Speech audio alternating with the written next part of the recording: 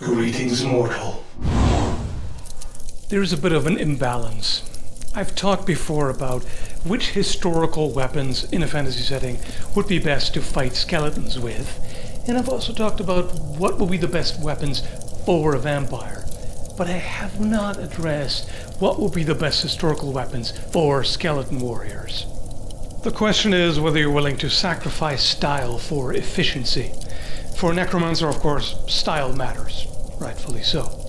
So if you wanted to be thematic about it, you could give them bone weapons. There's plenty to choose from in history, well, prehistory mainly. Of course, there are bone daggers, spearheads, or atlatl dart tips. Even an axe could have a head made of bone, shaped and sharpened, or an adze. That would, in my opinion, be the most effective. Either that or some version of war pick, basically, with a bone tip. Antler is generally more suited to that, but bone would still work, right? There's even bone armor in history. I've covered that before. I would find that a little bit pointless in this case, but stylish. Most often skeleton warriors are portrayed wielding sword and shield. The implication being that they simply use what they had in life, right, which is fair enough. A shield would be useful considering that the best way to damage a skeleton is by blunt impact, and a shield is useful to defend against that. But I don't think that's the most optimal choice. If you, as a discerning necromancer, wanted to equip your skeleton army as effectively as possible, I think there are better options. What's a strong advantage animated skeletons have over mere mortals? They're unstoppable, unhindered by the weakness of flesh. They don't need ATP to power their muscles. They can't tear muscles or ligaments or tendons or whatever. They just function.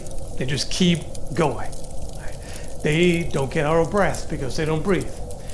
Now, how strong they are, I suppose, is a question of how strong the magic is animating them. But generally, I'd say they're not particularly weak or shouldn't be. And as I said, they don't need stamina. I could go with an axe or warhammer, but that's too mainstream. So disc mace it is. Here's a practical concern, if you will. When humans swing weapons around, they grip something, they've got fleshy, squishy bits that can conform to the object. You know, they have structure in their skin that gives them a little more traction. When a skeleton holds something, it's just hard materials. It's just bone on wood. That does not make for a particularly firm grip. They would have to really claw into it and maybe strongly enough to indent the wooden haft. So I think skeletons would find it easier to hold onto something like this, where they can put a bony finger over the guard, kind of hook in there, and that way it's not going to fly out of their hand. And there's also a fairly large pommel to keep it in place on the other side. I just don't find this particularly fitting, just thematically, for a skeleton. I mean, it could be an extra fancy skeleton. It could have an entire outfit build around this kind of sword. That would also solve something else as well. I've talked about the importance of hand protection a lot, probably to the point where some of you are sick of it and think I'm overemphasizing it and whatnot. I do think that applies even to skeletons. Why? When you wrap your bony fingers around the handle, there's the same problem that living swordsmen have. This handle here becomes an anvil.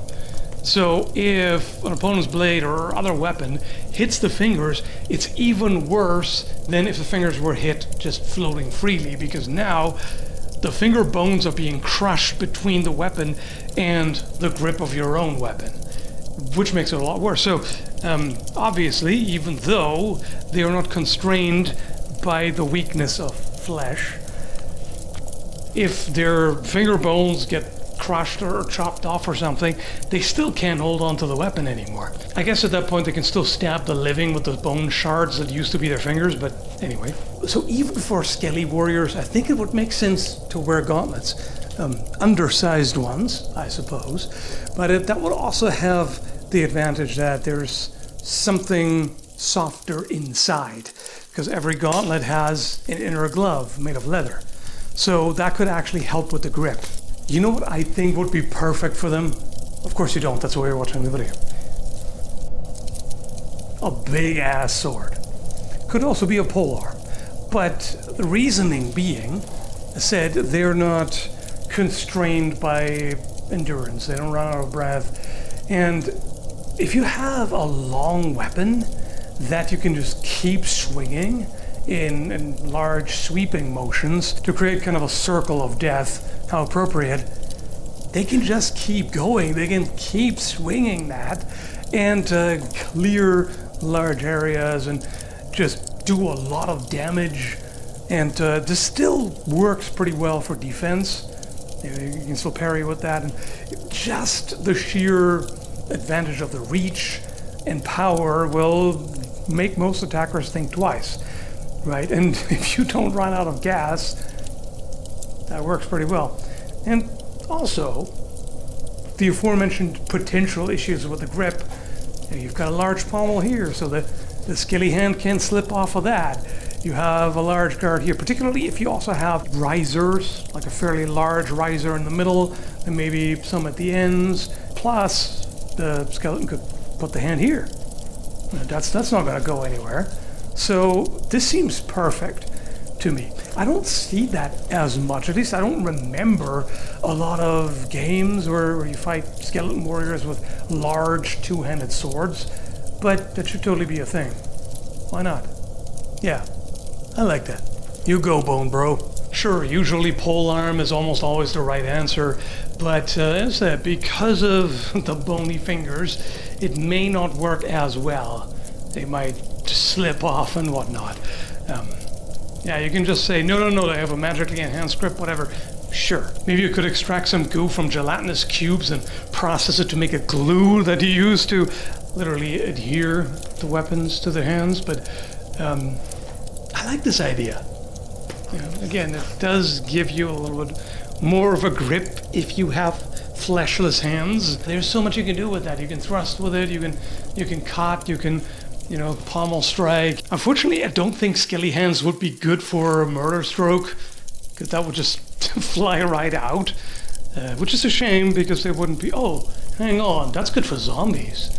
Right? Because zombies wouldn't be concerned about cutting their hands or whatever. They can just grab that and just go to town. I'm liking this more and more. Something like this would be quite a good weapon against the skeleton generally. Just massive blunt impact force, right?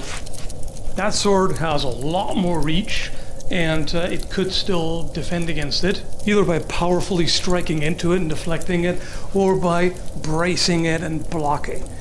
For a more eccentric option, if you will, I could also imagine them dual-wielding patas, or sword gauntlets, or perhaps hooded katars.